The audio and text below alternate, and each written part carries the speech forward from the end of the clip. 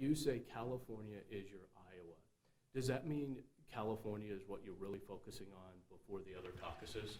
No, I mean, you focus on the 9 states that go on Super Tuesday, which California is now part of, and then there's another 7 or 8 the week later, and another 6 or 7 the week after that.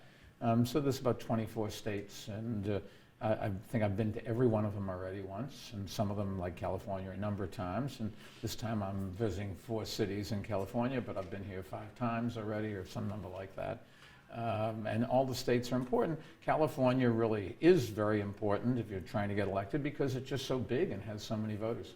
Why do you think it was important on a day the Iowa caucuses are happening to be here in Fresno? Well, I'm not participating in those early 4 elections. I entered the race too late to get in. So I have the luxury of being able to go out and talk to the rest of the country. And, these 4 states have 4 or 5% of the delegates, and California itself has 10 times that. And any regrets about that? No, I mean, it is. Well, the downside is you're starting a little bit late and can't be in those 4 states. I did campaign in them before I decided not to run, and then it's too late to go back in. But you have the rest of the country, and I've had the time to be able to go do it. They're all sitting there worrying about, a few delegates. And I understand if I were in this situation, I would too. I'm not criticizing them, but it's left me free to go in the last 6 weeks to 24 states and 54 cities, something like that. Let me ask you this. Central Valley, you were even saying it in your speech, we have water wars here, and Sure. water is one of the biggest crises next to the homeless crisis. Yep. A lot of farmers did vote for President Trump, but you said the ones that left behind were the people who work on these farms. Well, it's not like working for the farmers themselves that own the farms are getting hurt too. How do you win over the farmer vote who did vote for Trump? And they believe he is producing the water that they need. Well, there's no evidence that he's doing anything for water. That's ridiculous. He certainly doesn't believe in science. He's defunded research, which we need, and all the farmers would understand that. Farmers really are scientists and engineers. There's an awful lot of complex things in deciding what to plant and how to raise your crops and how to farm them and where to sell them. The farmers are anything but stupid.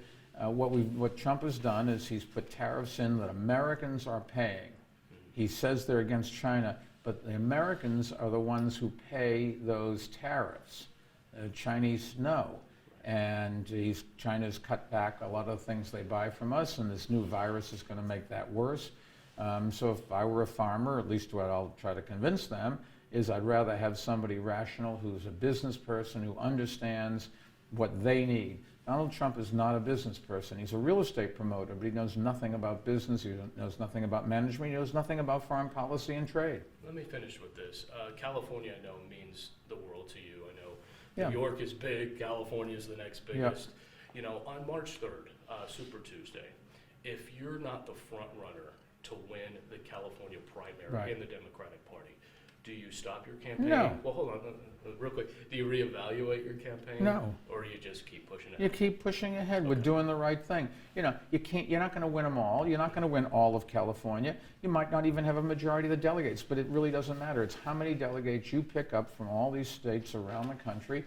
And then, if you've got a majority, fine. And if not, you have to go to a brokered convention or something. But there's no reason to change. We have a great group of policy people and putting out policies on a lot of things. You can go on Mike Bloomberg 2020 website. We have, I think, the best political team. We have about by next week we'll have 800 people working in California on the political process in 9 offices or something like that. We have social media people that are constantly putting out information so that and targeted information so people can find out about what we would do and why they should believe us. I'm out there. No other candidate could possibly, I think, outwork me, that's for sure. I can only, because if they can't work 24/7, I can. And they can't work 25. You gotta sleep. There's plenty of time to sleep later on. I want to keep working. So we're doing all the right things, and I wouldn't change anything. All right. Mayor Bloomberg, we appreciate your time. All the best. Thank you for having me.